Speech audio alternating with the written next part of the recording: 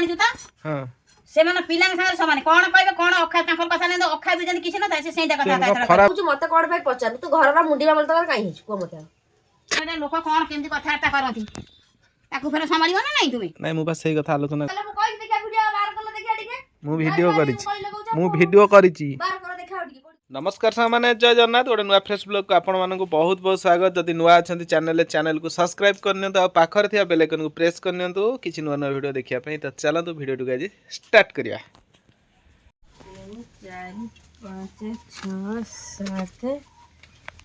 9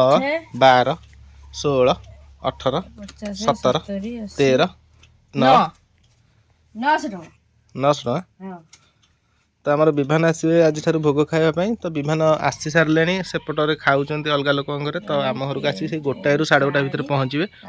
तेणुक ये सासू बो तर पैसा पत्र गणागणी करुँच विभान को देवे विदाकी घंटुआ पूजक बाजा आमर जो मैंने कांधाती 10 टଙ୍କା कम हो मुझे जी 1000 टଙ୍କା रेजा करके आनी 10 टଙ୍କା जो न पाइबी कहीं रेजा करी दौना तुम बाहर लोक 30 टଙ୍କା ने दियो बाहर लोक एथर दियो घर लोक न दियो बो जरी रेडी करदेला बो भोग जोगाड़ कर सारे मानु बर्तमान अपेक्षा कर राधाकृष्ण आसवे आज घरे भोग खाइबे जेहेतु आमर एपटे दोल आरंभ हो जाइए मानु एबे वर्तमान अपेक्षार अच्छा केतेबेले राधाकृष्ण आसवे विभान रे खुशी अच्छ आज सकाळ अपेक्षा करी एतळे सेपटे ठाकुर भोग खाऊँ सेपट गाँव सेपट गाँव खाई आम एपटे खाई एपटे आउ केते घर रहिबे सारिकी मेलन करने जी आज आम एपटे दोल आरंभ हो जाए पंचु दल तो आज आम घर आज प्रथम खंडे विभान एवं आसवे भोग खावाई राधाकृष्ण आम समस्ते भारी खुशी अच्छु ठाकुर केतबेले आसवे आम दांड को एथरक माने ए वर्षर प्रथम थर आसवे आसेपटे बो भी सब भोग जोगाड़ कर सारे आ मानु खियापिया करना राधाकृष्ण को दर्शन कले से खाइबे कहना राधाकृष्ण आशीर्वाद करवा गोटे पुओटी हम से उपवास अच्छा तो सांग मैंने ठाकुर आसीगले मुझे देखो आपण मानक देखो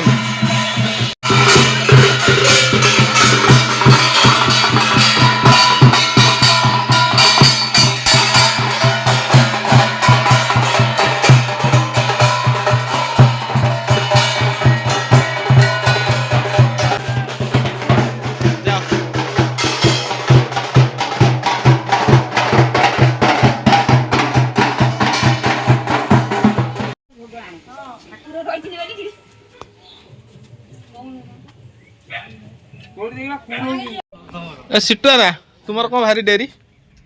तुम विदाई कलेक्शन कर आसो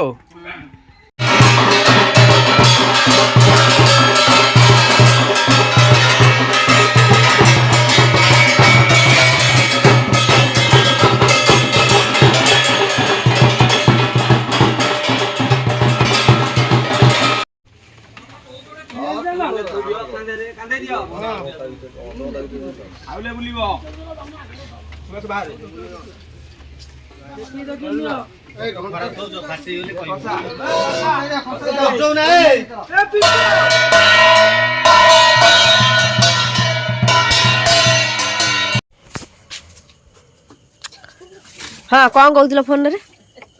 ना कौन कहूल आम घर को आसो तुम सर फाइनाल हम कौन कहूल तुम तो कहला सौदा नहीं एत कथा कौन कर 500 टका रखले यात्रा खर्च करियो बोली कि 500 टका नै गले 7 टका बळिला ठीक अछि कोन असुविधा ला परिवार लोग खाइबो स्त्री खाइबो मां खाइबो झियो खाइबो हाथ भांगी जा खाई परिबु तो वर्तमान संगमान देखो सौदा किछि नथिला घरु नै आसिली घरे रहियो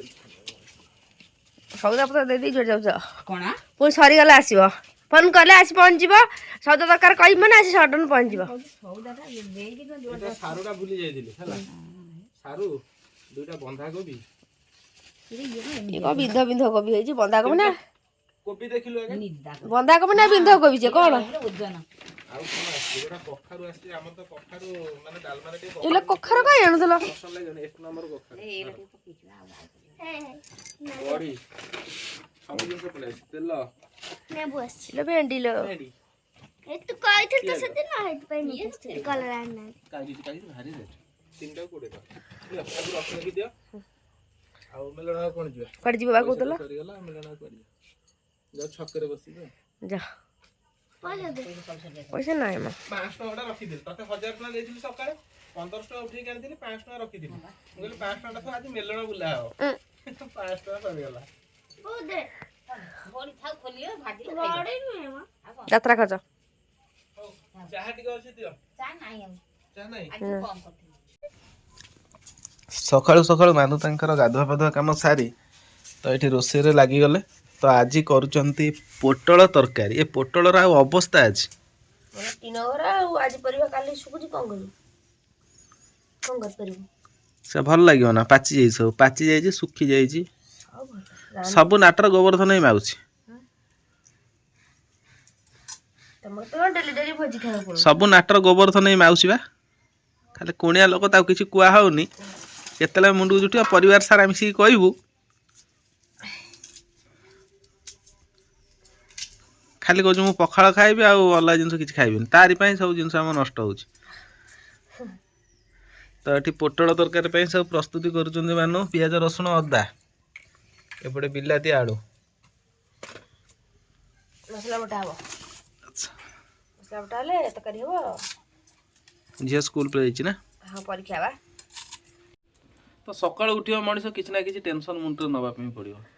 ସେ ଘର ଟେନସନ୍ ହଉ ବାହାର ଟେନସନ୍ ହଉ ପଇସା ଟେନସନ୍ ହଉ ବନ୍ଧୁବାନ୍ଧବ ଟେନସନ୍ ହଉ ଗାଁ ପଡ଼ିଶା ଟେନସନ୍ ହଉ କିଛି ନା କିଛି ଟେନସନ୍ ଟିକେ ସକାଳୁ ମଣିଷ ନେବ ନନେଲେ ହେଇପାରିବନି ଆମ ଘରେ ପ୍ରକୃତରେ କିଏ କୋଉମାନେ ବେଶୀ ଟେନସନ୍ ନିଅନ୍ତି ପୁରୁଷ ମାନେ ନା ନାରୀ ମାନେ କହିଲ ନାରୀ ମାନେ କି ଚୋପା ଟେନସନ୍ ନିଅନ୍ତି ସମସ୍ତେ ଭାବନ୍ତି ସେ ରହି ଘରେ ରୋଷେଇ କରୁଛନ୍ତି ତାଙ୍କର କିଛି ଟେନସନ୍ ନାହିଁ ସେ ରାତିରେ ଶୋଇଲା ବେଳେ ଭାବୁଥିବ ସକାଳୁ ଉଠିଲେ ମୁଁ କଣଟା ରୋଷେଇ କରିବି ତେଣୁକରି ସବୁ ଟେନସନ୍ ତାଙ୍କର ସବୁ ପୋଟଳ ନେଇ ଆସିଛ ପୋଟଳ କିଛି ଏ ପୋଟଳଟା ଆକ୍ଚୁଆଲି ଭଲ ପୋଟଳଟା ଦେଶୀ ପୋଟଳଟା ପୁରା କଷି ପୋଟଳ କିନ୍ତୁ ସେ ପୋଟଳ ସବୁ ଏମିତି ଶୁଖିକିରି ତାର କିଛି ଅବସ୍ଥା ନାହିଁ ଆଉ ଗୋଟେ କାମ କର ଆଉ ଗୋଟେ ତା ପେଟ ଚିରି ଦେଇକିରି ତାକୁ ମସଲା ଦେଇକି ଭାଜିବ ନା ତରକାରୀ କରିକି କାଟି ସାରିଲେଣି କି ଝୋଳ ହବ ଝୋଳ ପୋଟଳ ଝୋଳ ଆଉ କ'ଣ ପୋଟଳ ଆଳୁ ପୋଟଳ ହଉ ତ ସାଙ୍ଗମାନେ ଯିବା ସେପଟେ ମାଉସୀ ତାଙ୍କର ପଢ଼ାପଢ଼ି କରୁଛନ୍ତି ତ ମାନୁ ତାଙ୍କର ଏଠି ରୋଷେଇରେ ଲାଗିଲେ ଆମ ଘରର ମୁଖ୍ୟ ଲୋକ ମୋ ବୋଉ କୁଆଡ଼େ ଯାଇଛି ସକାଳୁ ମୁଁ ତାକୁ ପାଉନି ତାକୁ ଟିକେ ଦେଖିଦେବା ମୁଁ ଲମ୍ବେଇକି ଗୋଟେ ଡାକ ମାରି ମୋ ବୋଉ ଏକାଥରେ ଜବାବ ଦବ ପତ୍ର ଆଣିବା ପାଇଁ ଯାଇଛି ଏ ବୋଉ କୁଆଡ଼େ ଯାଇଛୁ ତ ମୋ ବୋଉ କଦଳୀ ପତ୍ର ତୋଳିବାକୁ ପଳେଇ ଏଠି 7ଟା ଯାକ ପଇସା ଜନ୍ମ କରିଥାନ୍ତେ ଏବେ ପାଗଳ ହେଇକି ବାଳ ଫଳ ଛାଡିକି ଏଇଠି ଜଞ୍ଜିରରେ ମଜା ହେଇଥାନ୍ତେ ସତ କଥା ଏଇଟା ଜାହାଙ୍ଗୀରଙ୍କ ଦ୍ୱିତୀୟ ସନ୍ତାନ ହଉଛି କିଏ ଶାହାଜାହାନ ହେଲା ଶାହାଜାହାନ କଣ କରେ ନା ତାଙ୍କ ବାପାଙ୍କୁ ମାନେ ତାଙ୍କ ରିଟାୟାରମେଣ୍ଟ ପରେ ଜବରଦସ୍ତି ସମ୍ରାଟ ହେବେ ବୋଲି ତାଙ୍କୁ ବନ୍ଦୀ କରିଦେଲେ ହେଲା ତାପରେ ଶାହାଜାହାନଙ୍କ ପୁଅ ଜାହାଙ୍ଗୀର ହଉଛି ତାଙ୍କ 6 ନମ୍ବର ପୁଅ ସିଏ ତାଙ୍କୁ ବନ୍ଦୀ ଟୋଟାଲ ମାନେ କାର୍ଯ୍ୟକାଳ ଅଧାରୁ ବନ୍ଦୀରେ ପକେଇ ସେ ରାଜା ହେଲେ ନେଖାଚିକା ସଂସାର ଯେମିତି କରିବ ସେମିତି ପାଇବ ତମେ ଯେମିତି କରିବ ତମ ପିଲାମାନେ ସେମିତି କର୍ମ ନେଇ ଫଳ ଆଉ ସିଏ କହିବା କଥା ବୋଉଙ୍କୁ କହିବା କଥା ଘରେ ତ ମୁଁ ଗୋଟେ ବୁଢୀ ଲୋକ ବସିଛି ତୁ ଯେତେବେଳେ ଯାହା କରୁଛୁ ଯାହାକୁ ଯାହା କହୁଛୁ ମତେ କଣ ପାଇଁ ପଚାରୁ ତୁ ଘରର ମୁଣ୍ଡି ମାମଲ ତକ କାହିଁ ହେଇଛୁ କୁହ ମତେ ଯୋଉଠି ଯାହାର ପୁଅ ମାନେ ଯାହା କରୁଛନ୍ତି ତାଙ୍କ ମା କି ବାପା ଯିଏ ବଞ୍ଚନ୍ତି ତାଙ୍କୁ ପଚାରୁଛନ୍ତି ଇଏ ଗୋଟେ ପୁଅ ହେଇଛି ମୋର କିଛି ପଚାରିବନି ତା ମନ ଇଚ୍ଛା କାହାକୁ କଣ କହିଦେଇକି ଆସେ ତାହେଲେ ମୁଁ ଘରେ କାହିଁ ଅଛି ମୁଁ ଘରେ ଚାକର ସେ କହିବାର ମାନଟା ଏଇଆ ବୁଝିପାରୁଛ ତମେ ତମେ ତ ମାମଲ ତାକର ହଉଛ କୋଉଠି କଣ କାହାକୁ କହିଦେଇ ଯାଉଛ ସେଟା ଜଣା ପଡୁନି ମାନେ ବୁଝି ହଉନି ବୋଉ ବର୍ତ୍ତମାନ ଆମର କଦଳୀ ପତ୍ର ନେଇକି ଆସିଗଲେ ଆଜି କଦଳୀ ପତ୍ରରେ ଖିଆ ହବ କ'ଣ ଏମିତି ରାଉ ରାଉ ହଉଛୁ ଘରେ କାହିଁ ହଉଛୁ ବୁଢ଼ୀ ହେଲୁଣୁ ପାଟି ଚୁପ୍ କରି ବସୁନୁ ବୟସ ଅଛି ତୋର ଆଉ ପାଟି କରିବା ପାଇଁ ଅଛି ନାଇଁ ଅଛି ଆଉ ବୟସ ଅଛି ପାଟି କରିବା ପାଇଁ ତାର ଗୋଟେ ବୟସ ସୀମା ଥାଏ 60 ବର୍ଷ ପରେ ହେଲାଣି ଆଉ ସବୁ 60 ନା କେତେ ହେଲାଣି ବୋଉ କହିଲୁ 66 ବର୍ଷ ନିଜ ବୟସଟାକୁ ତ ଠିକ ମନେ ରଖିବି ବୟସ ତୁଳନାରେ ଭଳିଆ ରୋବାବ ଲୋକ ଦେଖାନ୍ତି ତୁ ଜାଣିଛୁ ତ ହଁ ସେମାନେ ପିଲାଙ୍କ ସାଙ୍ଗରେ ସମାନ କଣ କହିବେ କଣ ଅଖା ତାଙ୍କର କଥା ନେଇ ଅଖା ବି ଯେମିତି କିଛି ନଥାଏ ସେ ସେଇ କଥା ଖରା ଭାଷାରେ ମତେ ଗାଳି ଦେଇଛୁ ତୁ ସହିବୁ ତ ସହିବୁ କହ ଖରା ଭାଷାରେ କଣ ମତେ ଗାଳି ଦେଇଛୁ ଭଲ ହେଇଛି ବଢିଆ ହେଇଛି ଯା ତୋରି ମୁହଁରେ କହ ମତେ କେତେ ବୟସ ହେଲାଣି ବୟସ ତୁଳନାରେ ଲୋକ କଣ କେମିତି କଥାବାର୍ତ୍ତା କରନ୍ତି ତାକୁ ଫେର ସମ୍ଭାଳିବ ନା ନାଇଁ ତୁମେ ନାଇଁ ମୁଁ ବା ସେଇ କଥା ଆଲୋଚନା ଆଉ କରୁଥିଲି। ତାହେଲେ ଆଉ କଣ ଅଛି ଅଧିକାଟା କିଛି ନାହିଁ ଯା 8 ହେଇଥିଲେ ଯାହାକୁ କହିବ ଲୋକ ଆହୁରି ତୁମକୁ କହିବେ 8 ହେଇଥିଲେ ବୁଢୀ ହେଲାଣି, 2.5ଟା ସେ ତା ରହିଥାନ୍ତେ। ଯୁଆଡୁ ଯାହା ହେଇଥିବ ସେ କହିବା ଆଉ ନାଇଁ 8 ହେଇଥିଲେ 2.5ଟା ରହିଥାନ୍ତେ। ଥାଉଛି ଯା। ହଁ ଏମିତି କଣ ମାନୁ କହୁଛୁ ଏମିତି ଖରାପ ଭାଷାରେ ମତେ ଗାଳି କରୁଛୁ। ଏଇ ମୁଁ ଭିଡ଼ିଓ କରିଛି ଭିଡିଓ କଲେ ମୁଁ କହିଛି ଦେଖିଆ ଭିଡିଓ ବାହାର କଲ ଦେଖିଆ ଟିକେ ମୁଁ ଭିଡ଼ିଓ କରିଛି କହିଲେ କହୁଛ ମୁଁ ଭିଡ଼ିଓ କରିଛି। ବାହାର କଲ ଦେଖିଆ ଟିକେ କୋଉଠି କରିଛ କଣ ଏମିତି ଖରାପ ଭାଷା କହିଛୁ ମୁଣ୍ଡି ମାମତକାର ଇଏ କି କଥା ଆମେ ଶିଖିବୁ କଣ ତୋ ପାଖରୁ ତୁ ଏମିତି ଖରାପ ଭାଷାରେ ଗାଳି କରିବୁ ହେଠୁ ଆମେ ଶିଖିବୁ ସେ ଖରାପ କଥା ଗୁରା ଶିଖିବୁ ନା ଶିଖିବୁନୁ। ସବୁ ତାହେଲେ ଖରାପ କଥା ତମେ ଆସେନି ଖରାପ କଥା ଆସେନି ଶିଖେଇ ଦିଅନ୍ତି ଯାହା। ଏଣିକି ତୁ ବା ଶିଖିବୁ ମୋ ଠାରୁ ସବୁ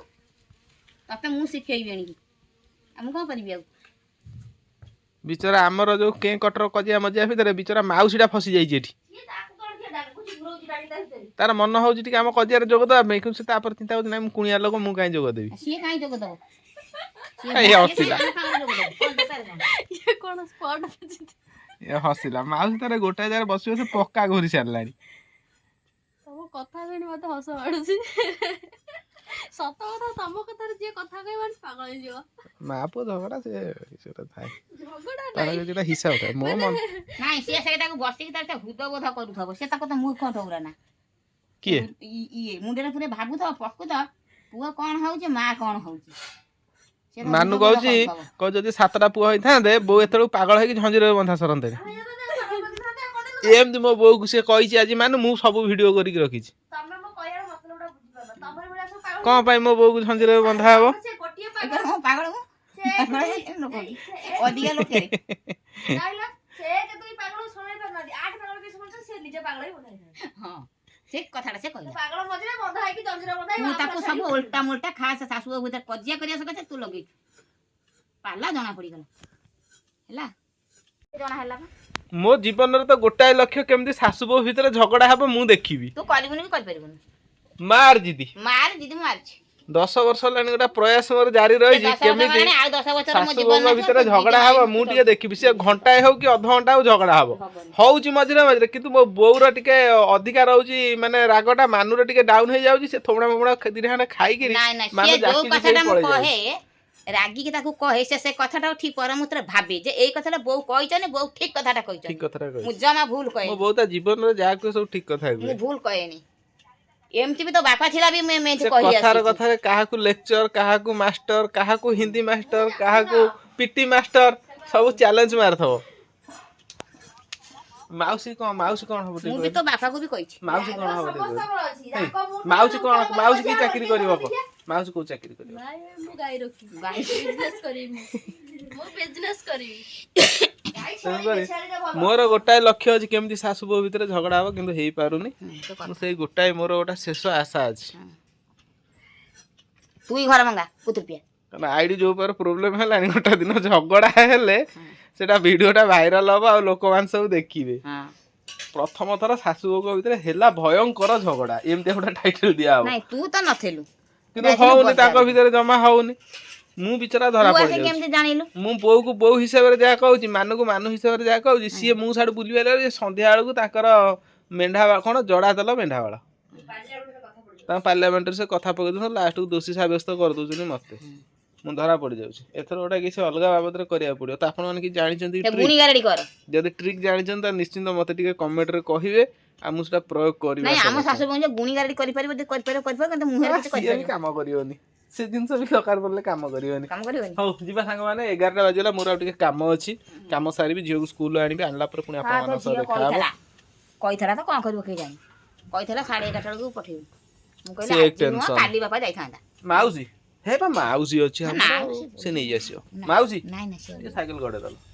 ଯା ଟିକେ ଗୋଟେ ଝିଆରୀ କିଏ ଝିଅ ଆରେ କିଏ ଶୁଣ ସେ କଣ କରିଛି କିଏ କହିବ ମୁଁ ତ ଏଇ କଥାଟା କହିଥିଲି ମୁଁ କହିଲି କାଲି ଯଦି ହବ ବାପା ଯିବ ଆଜି କଥା ମୁଁ କହିପାରିବିନି ତମେ ଗାଡିରେ ଯିବ ଜଲ୍ଦି ଆସିବ ନା ମୁଁ ଯିବି ଝିଆରୀ କିଏ ଝିଅ କିଏ ଯା ଟିକେ ସାଇକେଲ ଗଡ଼େଇ ଦେ ଗାଡି ସେଠୁ ଛାଡିବ 1:30 ସେ ସେଇ କଥା କହୁଥିଲା ପରା 11:15 ସରିବ ପାଖାପାଖି ଆହୁରି 20 10 30 35 ମିନିଟ୍ ଅଛି ମୁଁ ଏଠୁ ବାହାରିବି ଠିକ 11:20 ହେଲେ ମୁଁ ଏଠୁ ବାହାରିବି 11:15 ବାହାରିବି ମତେ 5 ମିନିଟ୍ ଲାଗିବ ଯାଇ ପହଞ୍ଚିବା ପାଇଁ। ତମ ପୋଟଳ ଗୋଟା କୋଉ ଯାଏଁ ଗଲା କୋଉ ଯାଏଁ ଗଲା ସାସ୍ କେମିତି କଲ ମତେ ଧରିବାକୁ ସାସ୍ ମାନେ ସାହସ ମାନେ କଣ? ସାହସ କେମିତି କଲ? ଆଉ ସେ ଦୁଃସାହସ ସେ କାହା କେତେ ସାହସରେ ଏତେ କଥାବାର୍ତ୍ତା କରୁଛ କିଏ? ତମେ? ଏଇଟା ଆମ ଘର। ହେ ହେ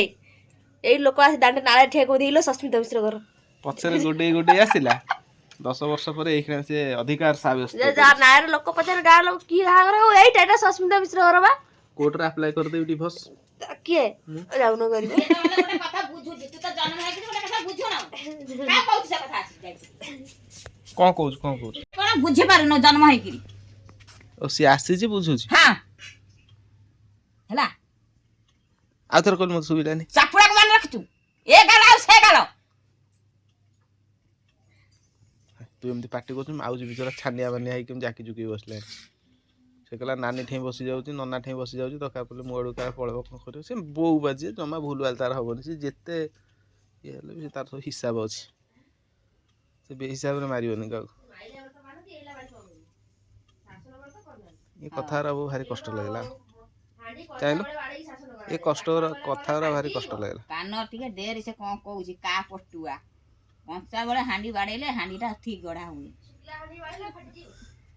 ହାଣ୍ଡି ଢୋ ତ ସାଙ୍ଗମାନେ ଆଜି ପାଇଁ ଭିଡ଼ିଓଟି ଏତିକି। ଭିଡ଼ିଓଟି କେମିତି ଲାଗିଲା କମେଣ୍ଟରେ କହିବା। ଯଦି ଭଲ ଲାଗିଥିଲା ଲାଇକ୍ କମେଣ୍ଟ ସେୟାର କରିବା ସହିତ ଆମ ଚ୍ୟାନେଲକୁ ସବସ୍କ୍ରାଇବ୍ କରିବାକୁ ଜମାରୁ ଭୁଲିବାନି। ରହିଲି ନମସ୍କାର। ପୁଣି ଦେଖା ହେବା ଗୋଟେ ସୁନ୍ଦର ଭିଡ଼ିଓରେ।